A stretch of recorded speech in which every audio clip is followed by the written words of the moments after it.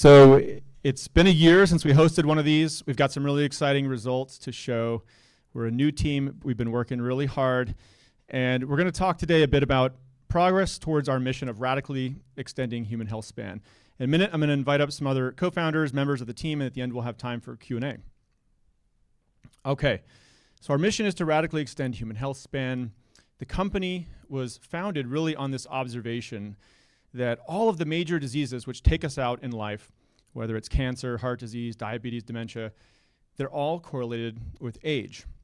And our medical system today is really focused on treating each of these diseases individually, but what if there was some kind of common cause underneath all of these, which is that as we age, our cells lose function, they lose resiliency, they lose the ability to recover from damage or insults to these cells.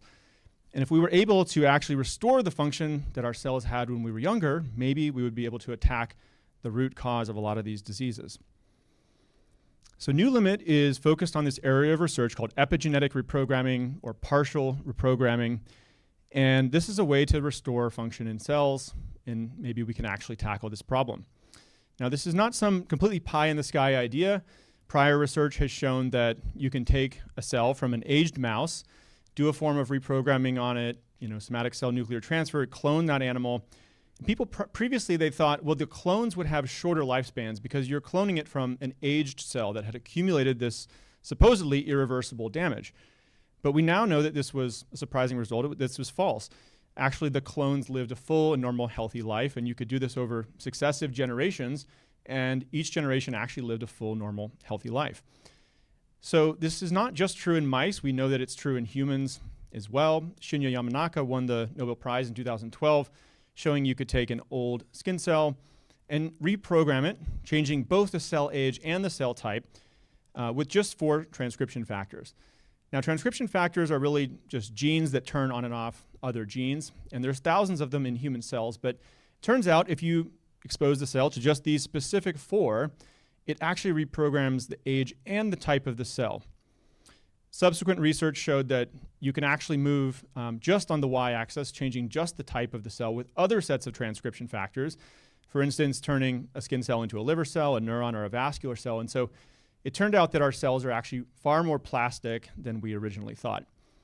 And so if we can move on the y-axis, can we move on the x-axis? And this is really what NewLimit is attempting to accomplish. We're trying to see if we can change cell age without changing the cell type. And to do this, we're going to have to discover novel sets of transcription factors. Now, this is a hard problem for a number of reasons, but one reason is that the search space of transcription factor combinations is massive.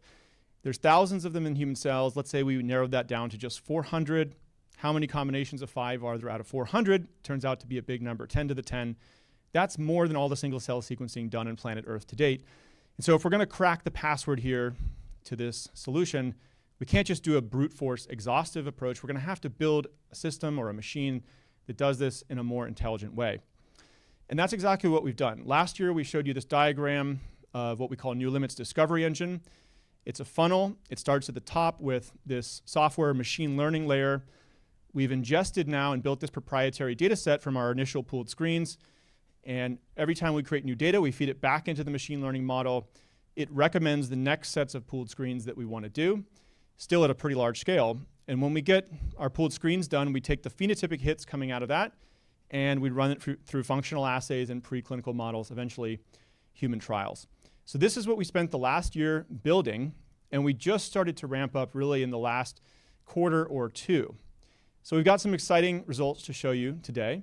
Hopefully you're all excited to see it. How's it going? Yeah. All right, the engine is working. I am proud to report the engine is revving up. So previously, the field had tested about 20 different partial reprogramming sets. Right now, as of today, NewLimit has tested almost 4,000, about 200x the cumulative amount done in the field that we're aware of in existing literature. And this is a progress update, so we're going to be seeing some metrics throughout the presentation here, giving us a little bit of a year-over-year accountability score. So last year when we were up here, we had tested about 140 reprogramming sets. Today we're at almost 4,000. That's 26x year over year. And it's not just about scale. We're actually starting to get phenotypic hits. So I'm proud to report that we've actually gotten our first 23 phenotypic hits out of the discovery engine. These are now ready to go on for functional validation, which you're going to hear more about a little bit later today. And as we've been driving up the scale, we've also been relentlessly driving down the cost, because that allows us to get more shots on goal. And through dozens of iterations, we've actually had a 75% reduction in the cost per set tested. I think we have line of sight to reduce this substantially more in the coming years ahead, by the way. And lastly, I never want to measure a number of employees as always up and to the right is good, because we pride ourselves in being a very scrappy company. But we have done over 100 screens or so for every offer that went out, and we added an additional 15 amazing teammates. It's really ultimately the employees at the end of the day that allowed all this research to be possible. By the way, we also raised our Series A. I want to give a big shout out to Dimension Capital, Kleiner Perkins, and Founders Fund for investing in this ambitious and important mission alongside us. So thank you very much for that. All right, so before I turn it over to our next speaker, I just want to touch on for a moment why I think this research is so important for humanity and why it's something that I hope more people work on. So most people, when they think about extending their lifespan, they imagine themselves in this aged state, a disabled state, and prolonging that experience, which doesn't sound very pleasant. And we agree with that. That's not what we're trying to do here at NewLimit. What we're really trying to do is extend this center bar, the healthy years of our lives. And each of us, we really only get a precious few decades to really do our best work. Some of us, we manage to not have any issues till later in life. Some of us, it's unexpected and it happens sooner. But we never know when that might come. The only thing that's certain is that all of us are eventually going to succumb to one of those diseases today, and we'll slowly have less energy, less cognitive ability. Most Nobel laureates, they did their breakthrough work in their 30s and their 40s. And so I think it's actually a real shame that after we become formative, through our formative years, we only get this brief moment to really try to give back to society, and right around the time we start to collect our wisdom and experience, our bodies and our minds start to give out. So I think you could make an argument that aging is actually the greatest source of human suffering on the planet. We've all had friends and family who have succumbed to one of these diseases, or they reach old age and they can't even remember the loved ones that they helped raise, which is a tragedy. And just very tactically, there's 56 million people who die every year. In any other context, that would be considered the largest humanitarian tragedy on the planet. But because it's been normalized, because it's happening from aging, we don't think of it that way. We think of it as something irreversible. We put it out of our mind. In my view, this is the decade where we have a chance, with the state of technology, with machine learning, single-cell sequencing costs declining, that we could actually make a dent in this problem and really show progress on it. But it's going to take smart people coming together and working really hard to make it happen. And so I hope more people join us on this mission and work on aging research. So with that, let me invite up our co-founder and head of research, Jacob Kimmel.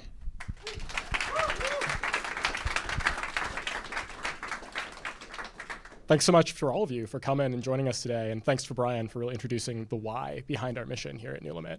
I want to transition now, and for really most of the rest of this talk, to talk about the how.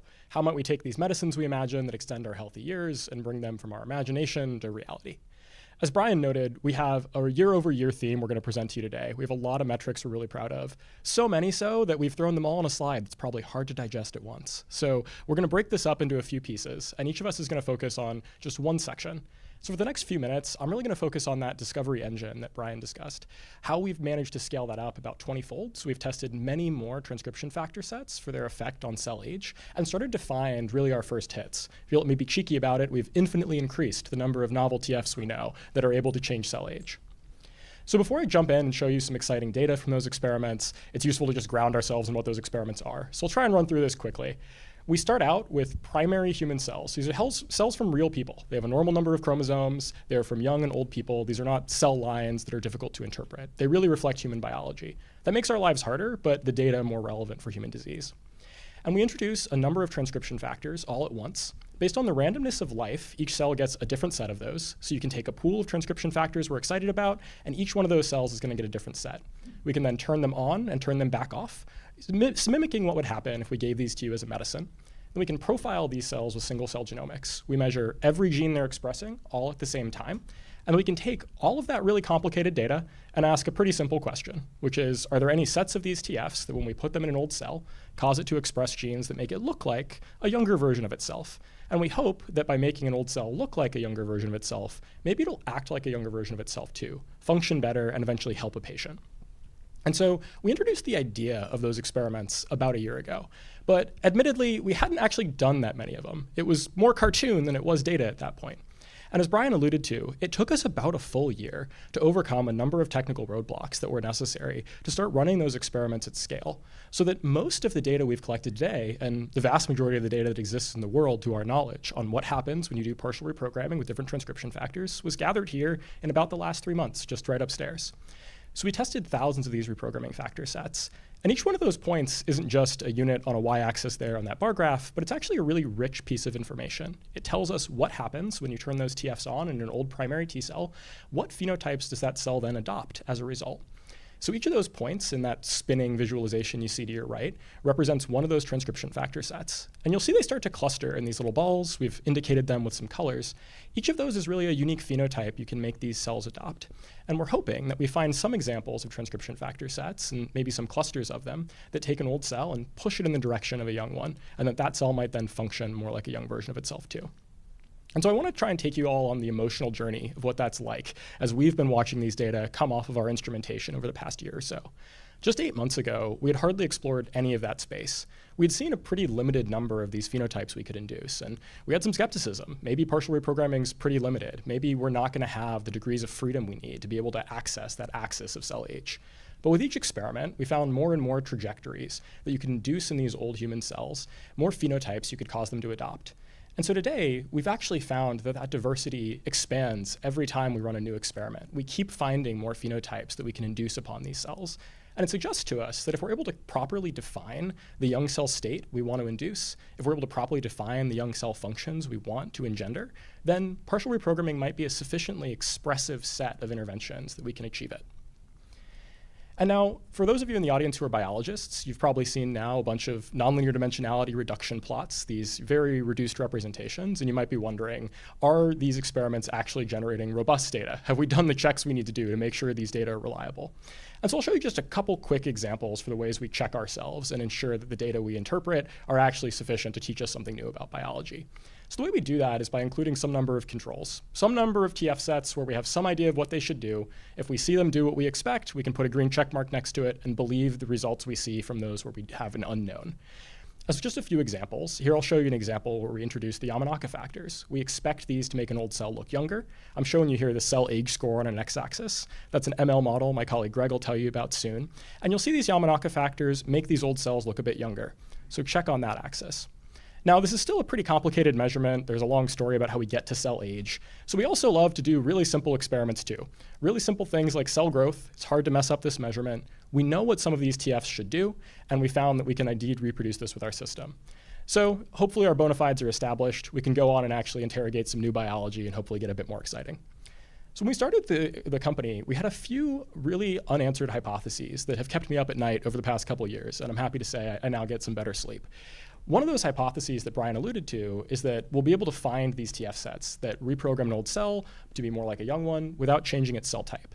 And honestly, it's pretty audacious because other than the Yamanaka factors, there aren't many TFs that are known to change cell age at all, let alone while doing so without changing cell identity. And so we're not sure how many TFs there are that might do this or whether it's really an expressive family.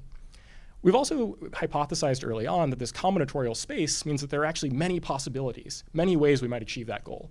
But maybe just individual TFs actually explains most of the variation. It's a much smaller set of options than we thought we had when we started.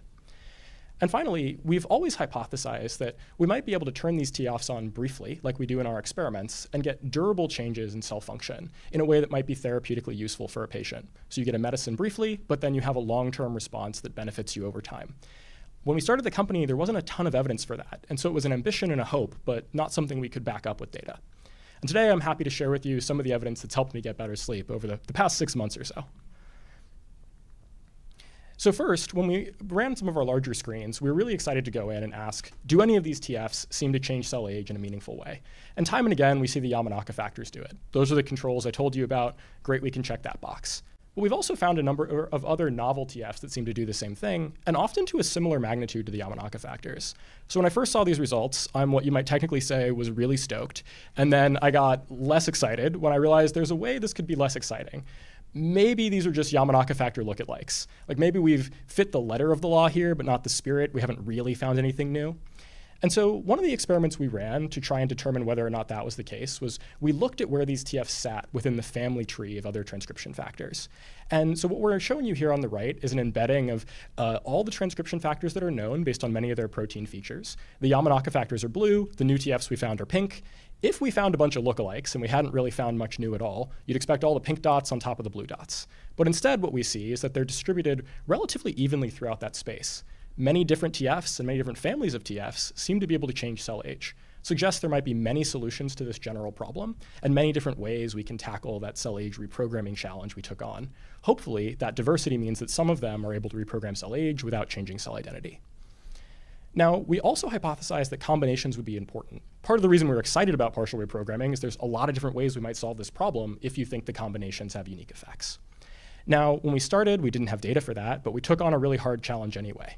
We decided to take on the challenge of trying to deliver multiple TFs to individual cells so we could run these combinatorial screens. We presented this idea about a year ago, but at the time we could hardly get one TF into cells. Turns out this is really hard when the cells are from real people and not a cell line. And so after many hours locked in a conference room we called the war room, being very frustrated, we were able to increase that number considerably so we can deliver almost arbitrary numbers today. And we've run screens with many TFs and many combinations at once. And we've been happy to find that that wasn't just a waste of time. Actually, most of the combinations that seem to change cell age do come from multiple TFs together, not just one at a time. So when we double click in there and ask, why do these combinations seem to have an effect that's greater than singletons? Some of that's just additive. 1 + 1 = 2, 2 is bigger than 1, that makes sense. But sometimes we also find something a bit more interesting, some nonlinearity, some synergy in technical parlance, where you have two TFs that might push cells in different directions. One pushes left metaphorically, one pushes right. When you add them together, you get something like up, a totally unique state you wouldn't have expected from either of those TFs alone. We can see that in some embeddings here that represent the cell's state in a 2D grid. You can also find this in cell age scores, where two TFs that might not change age at all on their own actually do so when you add them together. And again, just to gut check ourselves, make sure we're not fooling ourselves with a lot of complexity. You can even see this in really simple phenotypes like cell growth, where two TFs that don't do much individually actually have really big effects when you put them together. So those two results, that combinations have big effects on cell age and that we find synergy, suggest that that rich space of combinations actually does mean we have a lot of options for how we might change cell age, not change cell type.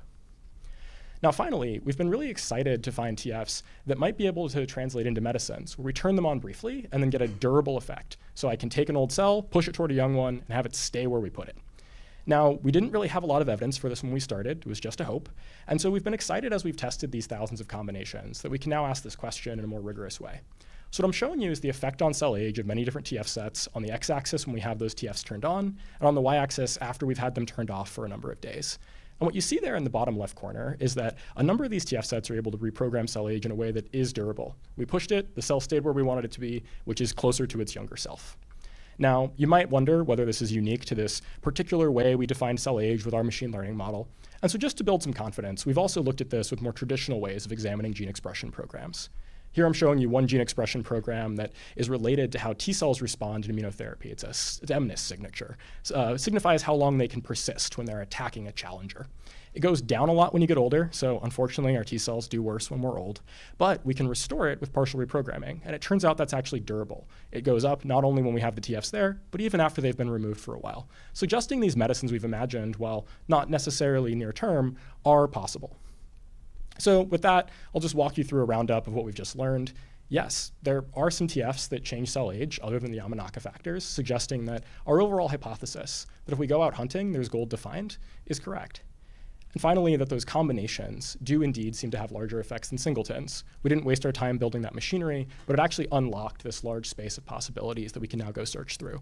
And that some of those effects we're finding do seem to be durable, and then they therefore allow us to translate those results into medicines later. And with that, I'd be remiss if I didn't mention that all of that biology I just showed you really required a lot of novel technology development as well. So I'm excited to welcome my colleague Burak Dura on, who helped develop that along with his team.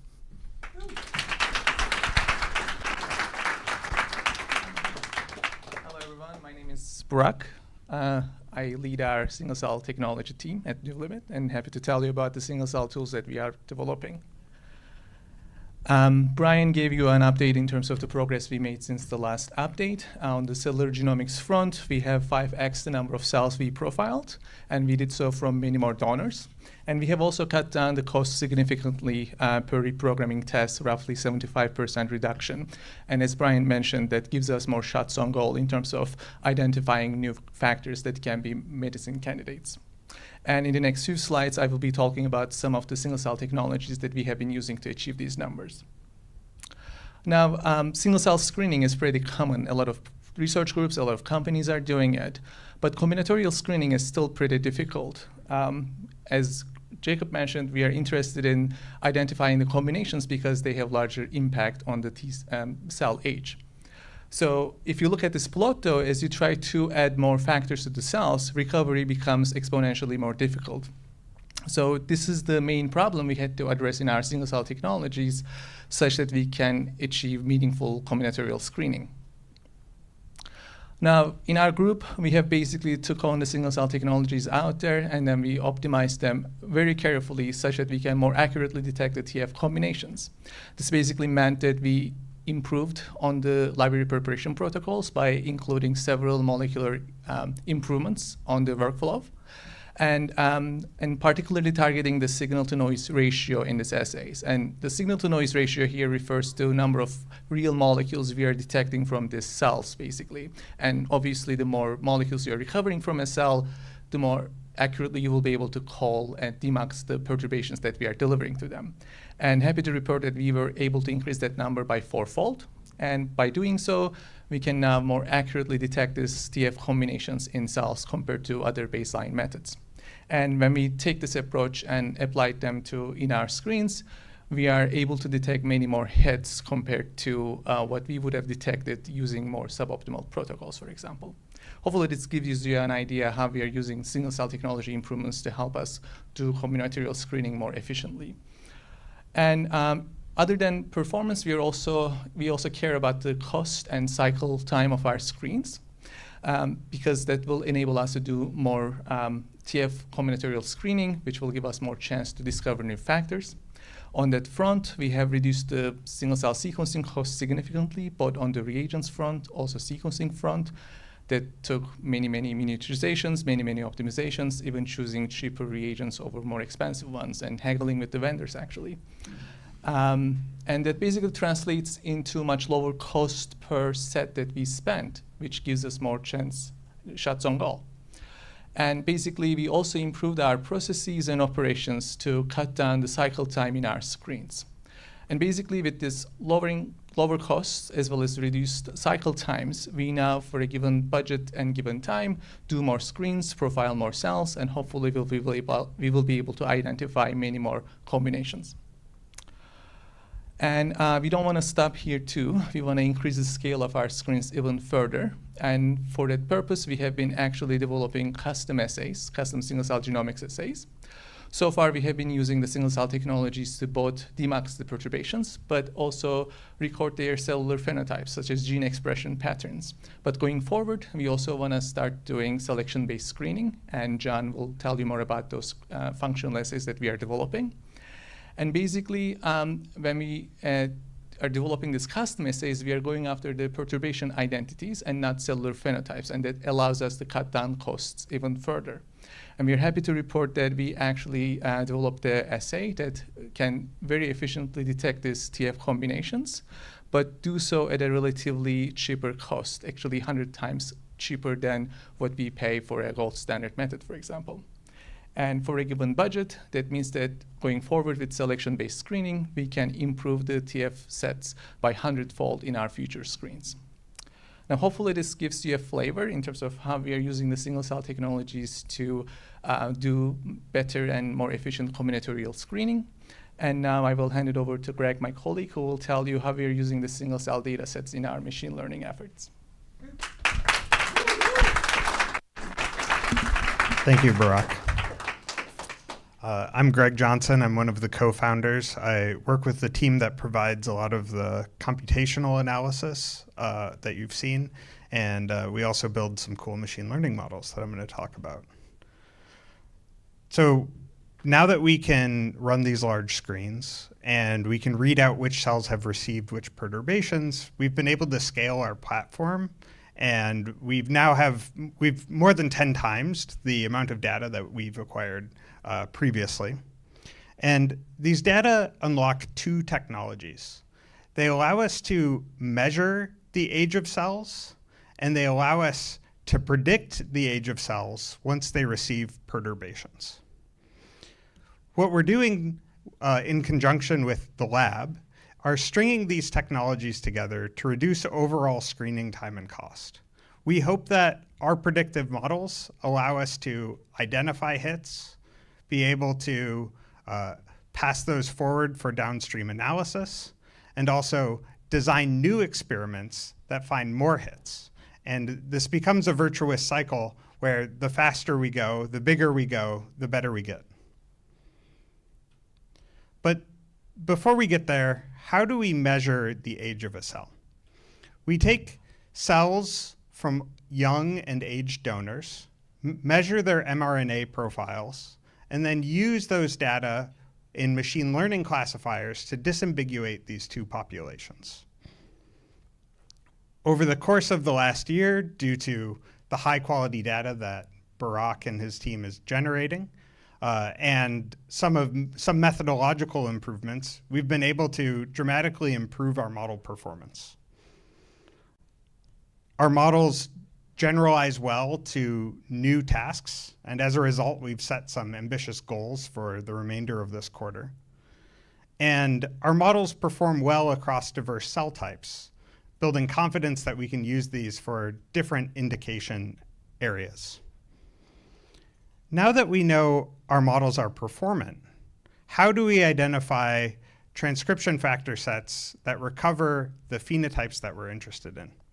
Well, we take cells from aged donors, introduce transcription factor sets to those. Using the same models that I mentioned previously, we measure the cell's mRNA profiles, and we use the output of these models as a score, a phenotypic score, to say whether or not the cell looks older, or hopefully, whether or not the cell looks younger.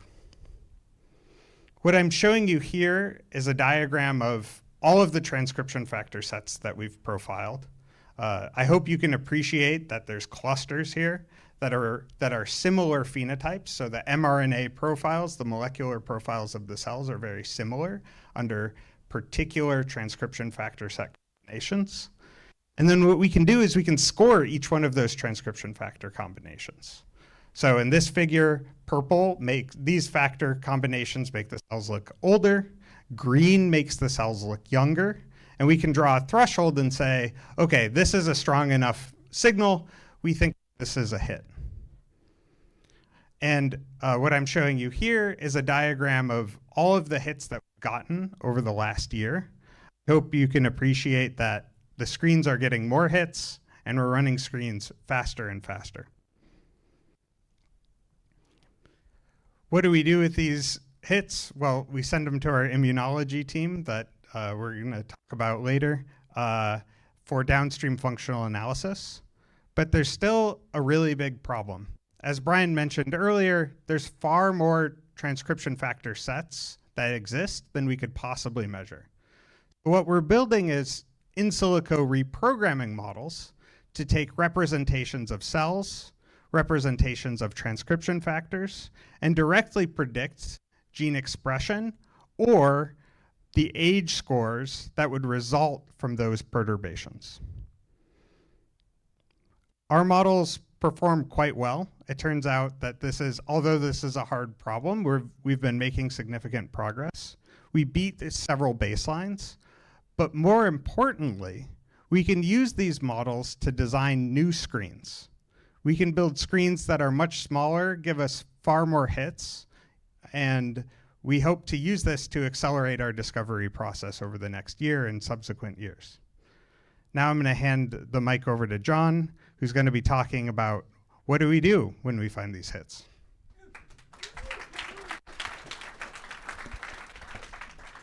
Thanks, Greg. So my name is John Leonard. I'm the Director of Immunology here at NewLimit, and I have the pleasure of telling you about progress we've made toward our 2 therapeutic programs that aim to restore youthful function in the immune system and the liver. Over the course of the last year, we've added 1 new therapeutic program, which I'll tell you about in a few minutes. And importantly, we've built several assays to measure critical cell functions that are important for tracking how far we've made it along the path toward our goal. So as we've just heard, we have both experimental techniques and computational models that allow us to identify transcription factor sets that seem to make cells look phenotypically younger. And that's very important, but at the end of the day, what we want to do is really rejuvenate cell function.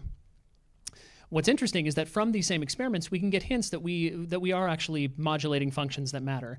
For example, we can identify factors that seem to modulate proliferation or cell growth, factors that increase or decrease expression of critical effector molecules like cytokines, and even factors that nudge T-cell differentiation in one direction or another. So these all point us in the right direction. They help us identify factors that look promising, and ultimately then we need to test whether they do indeed restore cell function in more traditional in vitro functional assays.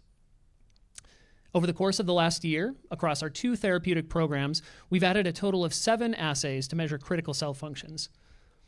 In the context of our T-cell program, this includes key functions like cytokine production, the ability to kill target cells, or the ability to help B cells produce antibodies. And I show these graphs not to get you bogged down in lots of detailed data, but to emphasize the point that whereas a year ago what we had to show you was cartoons, now we have gathered data measuring cell function across all of these important parameters. And that's a testament to the hard work of the team. So why are we doing this? Well, our ultimate goal, we think that we can use these assays as a sort of ruler against which we can measure to what extent functionality is lost over the course of aging and how well we're able to recuperate that function through partial reprogramming. So which functions matter? What happens to T cells as we age? It's a basic question and one that lots of smart people have been working on for many years. As it turns out, we understand very well in the body, in vivo, that the immune system declines, that the T cells can't do their jobs quite as well. But it turns out measuring this process outside the body in vitro has been very technically challenging. So the team has focused a lot of the past year on trying to identify in vitro assays with which we can robustly detect functional differences between cells from younger donors and aged donors. This involves building out a biobank of blood cells from donors of various ages and testing them across a wide range of functional parameters. Suffice it to say, the number of parameters we could possibly want to test is very large, and so we have to be very incisive about where we choose to search. And so this structured search is informed in part by work of others that have come before us, and in part by our knowledge of the underlying biology of disease. All of this work is with the ultimate goal of being able to stand up assays that allow us to tell an old functioning T cell from a young functioning T cell. Now, this is very much still a work in progress. This is an ongoing endeavor of the team, but I'm excited to share some data from one of these assays that we've developed to this goal. In this assay, we isolate blood cells from younger or older donors. We culture them in vitro for a period of time, and then we're able to assess how they fall out across a variety of functional states. What we observe is that cells from aged donors adopt a different distribution of these states than do cells from young donors. And what's really remarkable is that this information alone is sufficient to allow us to tell you with relatively high certainty whether a tube of T cells came from a younger donor or an older donor. And so I think we will be the first to tell you that to acknowledge that we don't think that these types of in vitro experiments are necessarily a high fidelity model replicating what's happening in the body. I think that this is just well understood that there are limitations to this type of science. However, we do think that by building out a suite of these types of age discriminating assays, that will enable us to take the large number of hits that Greg and Burak and their teams are generating from these phenotypic screens and really winnow down to which combinations of transcription factors we think are likely to move the needle on critical functions, in essence serving as a filter to help us decide what factors we want to test in more biologically or disease-relevant preclinical models. And so, of course, why are we here? We're here because we want to try and solve some of the underlying causes of human disease. I think as everyone has become aware over the last few years, viral infections are a leading cause of death in the elderly. And so we thought that this was an apt place to start to begin to develop in vivo models for immune resilience in which to test these transcription factors. In one such model, we can take aged mice and young mice, infect them with a respiratory virus, and measure things like survival and as well as the immune response. And we, just like others before us, observe that younger mice survive with have better survival in the case of viral infection, and they produce a stronger, more robust immune response. And so we think we want to use these types of preclinical models to test whether some of the factors that make cells look and function more like young cells in a dish might really have an impact in a biological and disease context that we care about. Okay, so we've talked a lot about T cells today as the first program that NewLimit was founded upon. But earlier this year, we launched our second therapeutic program, which is focused on hepatocytes of the liver. The liver performs a number of important functions in the body, and it has this tremendous potential for regeneration in response to injury. But this regenerative capacity is diminished as we age or in response to certain injuries over time. And so we think that this really represents a tremendous opportunity to meet a large unmet medical need, both in the context of acute liver injury, as well as in the context of more chronic conditions such as metabolic syndrome. We envision a scenario where you can transiently deliver reprogramming factors to the liver, and that this will induce a more youthful phenotype in those liver cells and allow them to regain the ability to regenerate after injury. Now, as I alluded to, this program really only got started a few months ago, but I'm happy to report we've already started detecting functional differences between hepatocytes from older and younger individuals. So one of the key functions the liver performs in your body is processing foreign compounds, processing foreign substances that come in the body. And if we measure the activity of some of the enzymes that perform this process, we can indeed see differences in enzymatic activity between cells from older and younger donors. And just like with our T cells, this information alone gives us a reasonable ability to classify whether cells came from a younger liver or an aged liver. So again, this is early days for the program, but I'm confident that a year from now, one of my colleagues will stand up here telling you about the exciting progress that they're making. Great. So today, we've shown you how over the past year, we've developed both experimental and computational approaches to help us identify transcription factor sets that make cells look younger at the phenotypic level. And we've also started to build up functional assays that will really allow us to test whether we've improved cell function. To date, we've been building out these functions more or less in isolation, but over the next year, we really hope to align them and string them together to form the basis of our therapeutic discovery pipeline. With that, I'll hand it off to Blake, who will tell you how we plan to go about turning these early discoveries into medicines.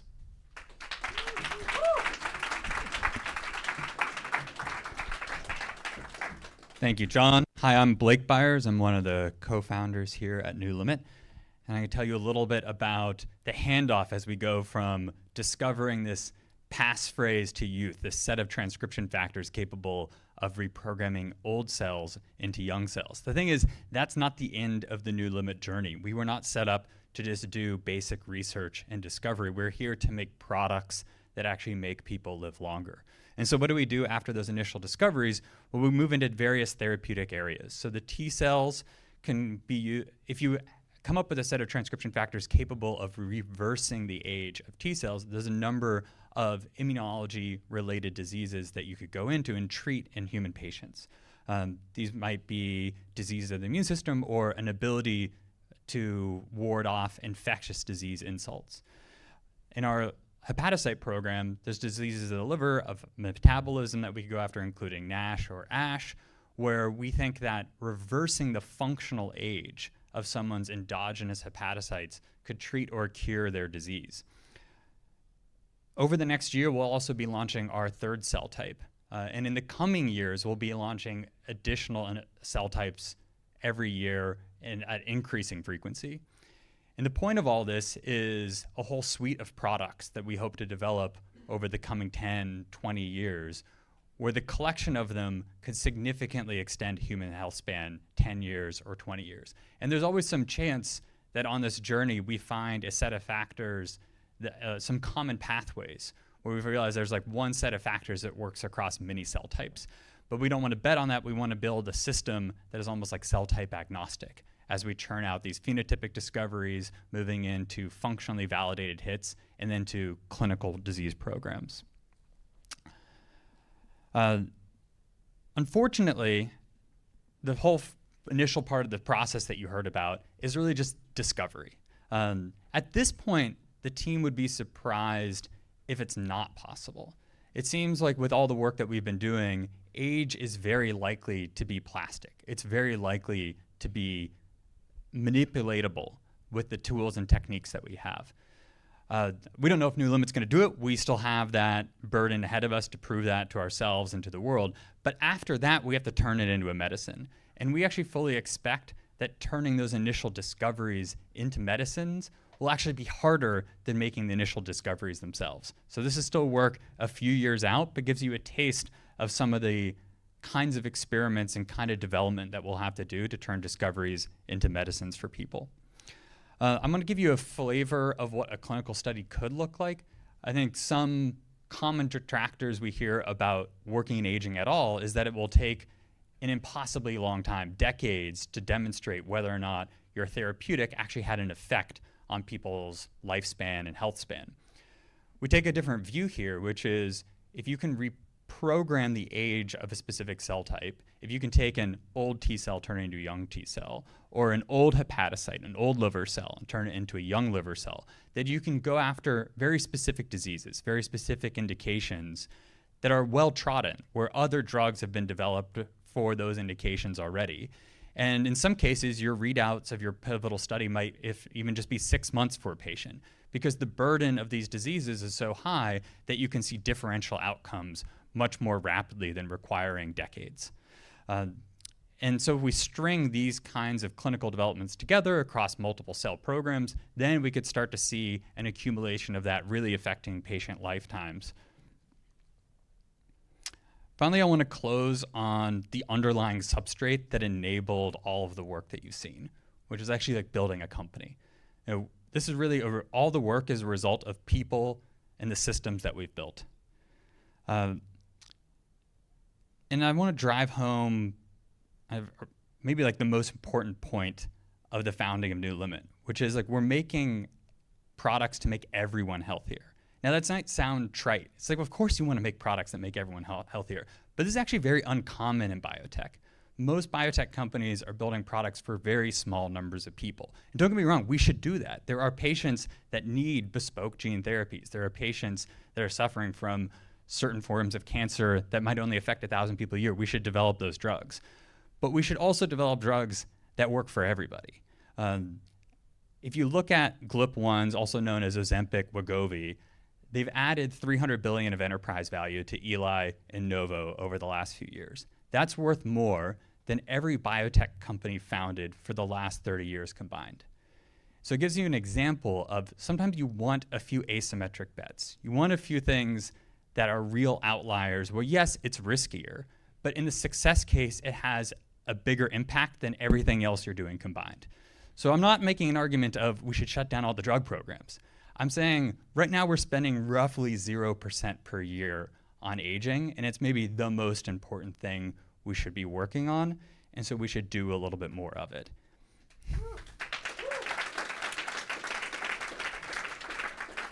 Now, like, working at aging also probably sounds a little scary. You know, there's not been a lot of progress in aging. People have been trying to develop aging drugs for thousands of years. You know, there's been people selling you snake oil for that long. It has a little bit of a negative brand because of the lack of progress. But we shouldn't look backwards to determine how much progress is possible. We should look forwards. And insurmountable as it might seem, I'm here to tell you that it's not, because a small team working for the last year and a half has actually made this much impact towards these goals. You know, we've had 25x improvement in reprogramming sets tested. We found new phenotypic age hits. We are increasing the efficiency both in terms of cost and time and turnaround, and all of that with just 15 additional people. So like small teams can make real impacts here. And this is my call to arms, is like we need more good people. You heard from my colleague earlier, we have a super high bar for talent. We're averaging 100 interviews for every offer we give out.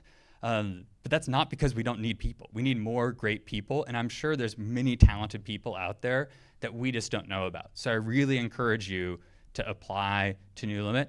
Here's our careers page. We have a bunch of open roles, but also if you just think you'd be really good at working at NewLimit, we're always flexible in figuring out where good people should plug into the organization.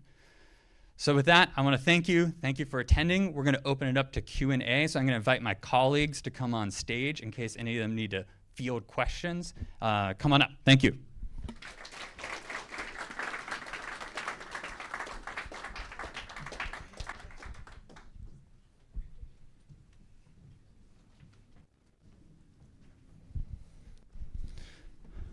All right. I see one in the back. Do we have a mic for him, or I can just repeat the question too? You just shout it, Trey. Yeah. Oh, perfect. Super cool, super interesting, and I think I really appreciated the transparency into how hard it is to build a platform, having been there. I guess given the ambitious mission of every cell type partial reprogramming, I would think you guys would want to work on delivery, as that's going to be a challenge outside of the liver, and I'm just curious what you think about that. Yeah, definitely going to be a challenge. We decided where to place our bets early on in the company, and we thought, look, there's a lot of people working on delivery of various kind of molecules with cell type specificity, appropriate tropism. We're kind of rooting for all of them. At some point, we'll also develop our in-house program, but we're only going to do so when it's worth really an in-house dedicated effort where we can feel like we can make differentiated progress over the rest of the field. So for now, we're talking to all the groups, both the companies and the labs working in this space. We would love someone to just solve it, and then we can go shopping for it. But I assume we'll have to do some of our own development at some point. I'd expect to do that in the coming few years. Good, great question. Based on what you know so far about reprogramming, do you expect that you're going to have to redo searching for the TF sets for every cell type you're interested in? Yeah, I'll let you hit that. Short answer, we're betting we do. We're hoping we don't. It seems like most reprogramming factors have an effect that's dependent on sophisticated speak, the local chromatin context of the cell, less sophisticated speak, whatever that cell's job is at the time that you reprogram it. And so already we've started to see that reprogramming effects we see in primary T cells are different than what other people see in certain types of cell lines, which are different cell identities. And so we imagine there won't be a one-to-one mapping. We are hopeful there might be some general principles you can extract from one cell type program that narrows the search space in a future cell type program.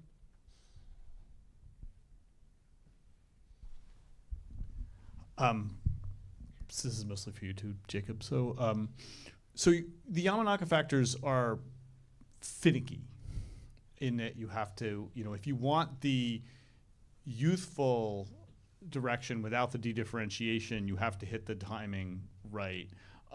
You didn't talk about this, but is part of the platform and the screening and the funnel sort of identifying the amount of finickiness to the different combinations? And can you describe a little bit about how that aspect of the platform works? Absolutely. Thanks for the great question, Carl. So what Carl's referring to is that there are some early results that you can change cell age with the Yamanaka factors, but they do also change cell identity at the same time, as Brian introduced at the outset of our talk. So what people have found is that the safe dose range, where you see reversal of cell age without really changing cell identity in a way that's pretty darn dangerous as in kills mice in 7 days, is less than twofold. So it's really difficult to imagine using those as medicines, which is part of why we've gone on this search for novel reprogramming factors and why we think it's worthwhile. So part of the way we've built all of our technology is that we have control over not only which TFs we deliver, but exactly how long they're turned on. And then just as Greg introduced the idea of scoring cell age using machine learning models, we can also use those to ask the questions of what identity a cell has at a given time. And so you can quantify for every reprogramming factor set, well, how has it changed cell age? How has it changed cell identity?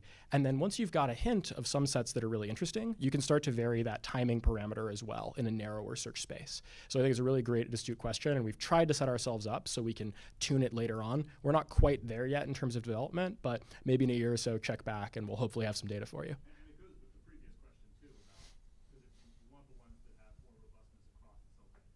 Yeah.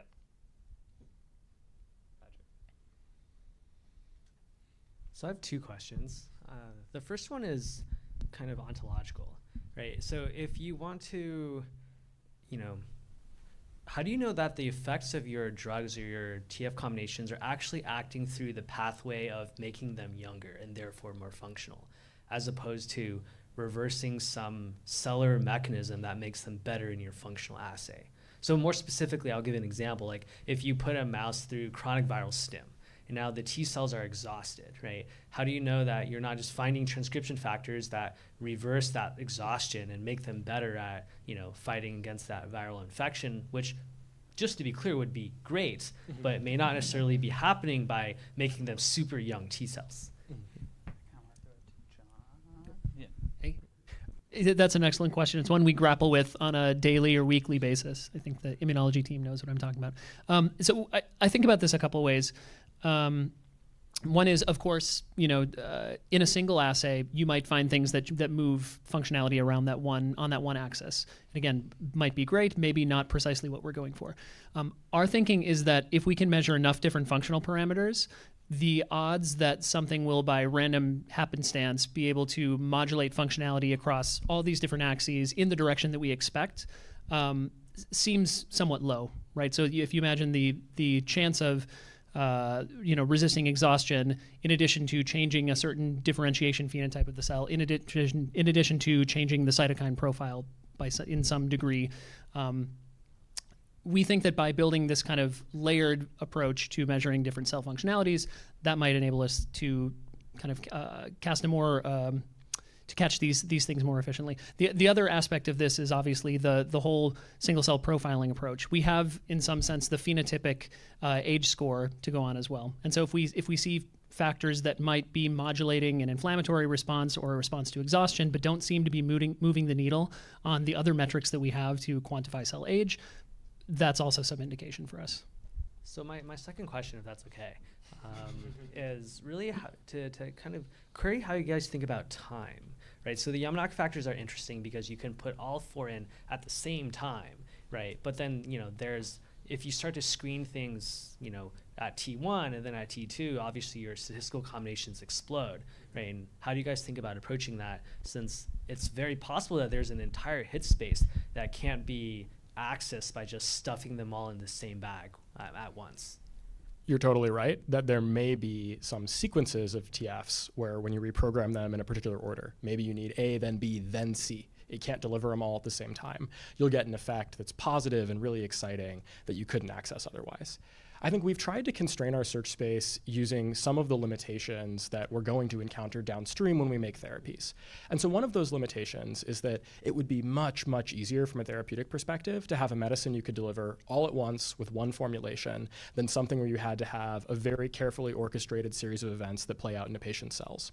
And so in a way, the hit space of things that work when you deliver them all at once with, maybe some controllable stoichiometry, but otherwise similar timing, is way more exciting in terms of how easy it is to turn into a medicine than the hit space of something with careful sequencing. So that's where we've started to look. Now, if we weren't finding any hits there, I think we'd very quickly start to explore some of those spaces you're describing, and I think that's an area we hope to get into soon, but that's why we've prioritized this regime.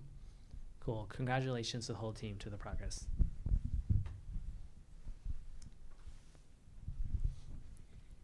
Sorry, who are you? Okay, Fred, and then we'll go back. Okay, so yeah, congrats on all the progress, guys. Great work. I appreciate that most of the work to date has just been in creating a discovery engine, and that makes a lot of sense at this stage. To be that guy that asks the direct and maybe really coarse question, how much have you actually reversed cell aging at this point, or is it just too early to even ask that question? No, that's a great question. So, we have these phenotypic age hits. It's more like an indication that the platform is working. I wouldn't say any one of those we have high confidence. Once it goes through the battery of functional assays, like we are sure this is it. Two big places where we need to improve before we can have that confidence is this functional assays that John was talking about. The other is continue to improve our cell identity models that we get from our transcriptional data that we didn't even really talk about in depth here. Those two things are very fresh work. In fact, we had data hot off the press this morning. We're like, man, it's too late to include it. And so I see the results so far as more like we're on the right track rather than like here's the final answer.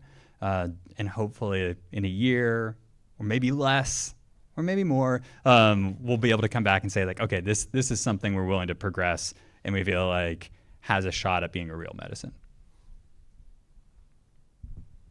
Thank you very much. This is excellent progress. It's very interesting what you're doing, guys. I guess I have a more forward thinking question. Is imagine you solved it on the discovery side, right? And you want to develop an actual therapeutic, and then all of these regulatory questions will come in, right? Like what's happening with immunotoxicity, dosage, how many times you need to. How many doses you need to administer and all those kind of things. So I guess my question would be, are you seeing yourself as a company who essentially consults the large pharma companies later that will want to deliver those, like that they will take on those challenges and you come up with the solution for them, like with the correct set of transcription factors that you provide to them, and they take on all of those challenges? Or do you also want to address those challenges yourself? I think it's much more likely that we're going to want to address them ourselves. I think outsourcing like a key component of the drug development process to someone else is something we're very unlikely to do. Now that said, there might be other technologies that are really valuable to bring in. We had the question earlier about LNPs with tropisms to cell types we care about, or even engineering the mRNA in those LNPs themselves. We would love to go and work with groups that had already solved those problems, but putting them all together, we think it's unlikely any other group would care as much as us about getting to the right answer. Now that said, even just the indications you could treat with a T-cell product is more than NewLimit could ever fund clinical studies for by ourselves. And we have a hepatocyte program. And we're going to have a third cell type, and within a few years, a fourth, a fifth, and a sixth. Each one of them would have many more applications than NewLimit could do on our own. So there might be at a point, and sometime in our future, where we'd want to partner to kind of help fund the development of those, but we would likely want to do most of the work ourselves in-house. Do we want to take a virtual audience question? No, because we got one more, and then we can. Okay. Two. Thank you, everyone, for the great presentation. Quick question. What kind of role do these transcription factors have in the initiation and the maintenance of senescence? And is the combination of multiple transcription factors, does that lead to a reduction in senescent cells? Shorthand in terms of induction and senescence, I think that's actually still an open scientific question. Not my direct area of expertise, but it's a pretty complicated process. In terms of can you reverse senescence using reprogramming factors? That was actually one of the first exciting results that got people interested in this area of using reprogramming factors to reverse cell age. So we know, at least in the limit case, you can take a senescent cell, you can make an ESC from it, or ESC, an embryonic stem cell, iPSC more formally. You can redifferentiate that back to the skin cell it was before, and it looks just like a young one, as if it had never been senescent. There are beautiful papers we can share later. But so we know that's possible in the limit case. We don't know if something like a transient partial reprogramming intervention today, where we could deliver it as a burst of mRNAs, maybe something you could take as a medicine in vivo rather than doing this ex vivo in a dish, could work that way. But at least the existence proof is there. All right, Peter, and then we'll do the online question. So you have a mysterious third cell type on the far right. You probably won't disclose to us, but maybe you could say a word about your top 3 or 4 candidates, and how do you think about what cell types to go after in what order? Yeah, I'll start with the process. So I think the academic way of doing cell types is you do the one that's in the lab. We try to select on a few different axioms, and we almost start with a patient.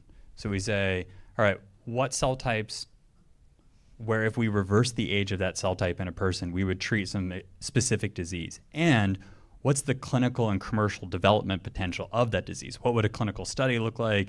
Is it reasonable to fund it? Do you have reasonable endpoints that are measurable? Okay, that kind of narrows things down a little bit. Okay, which of these cell types can we actually do the discovery work in human cells? All the T cells we're screening, all the hepatocytes that we're screening, all that data is from people, from old people and young people. So that also limits certain cell types that we can get access to, or the volume of those cell types that we get access to. We also want there to exist some idea of functional assays. You heard that, like, that's kind of the final boss of our discovery process. So if we have to completely de novo invent all the functional assays for that cell type, that's another kind of knock against it. So those are kind of some of that's kind of the rubric we use. We actually haven't selected the third cell type. I wasn't just leading you on. Yeah, let's hear it. Yeah, and I also have glial cells really high on my list, but they'll access. Yeah. But maybe it's possible. Yeah, thank you for the question, Peter. And then let's do one online one. Great. This is a question from our virtual audience. How would reprogramming a specific cell type or set of cell types affect the aging state of a person in general?